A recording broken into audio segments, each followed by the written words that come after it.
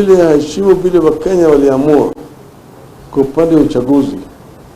Wale wabunge ambao walichaguliwa na tikiti ya chama cha Azimio, kama wanataka kuvuka mpaka waende na mbunge nyingine, wafuate sheria ambayo inatakikana, kujiuzulu, rudi kwa wananchi.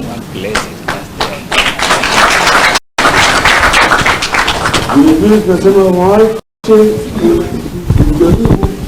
kunyakua vyama vya Azimio kama Jubilee Party kupitia kwa ile mahakama Karagosi ambayo ameunda Political Party Tribunal.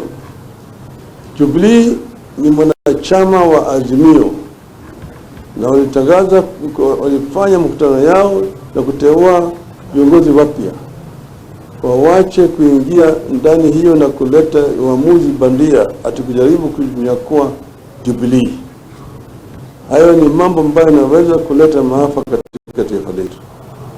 Tumesema wale wabunge wa Jubilee ambao wamesema wanataka kuvuka mpaka sababu ya umalaya wa siasa waende, lakini wache chama cha Jubilee ndani ya Azimio. Yote tuko pamoja.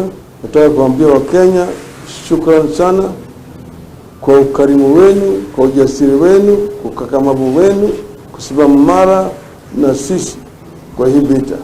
Tuko pamoja na mimi na hakika tutafaulu.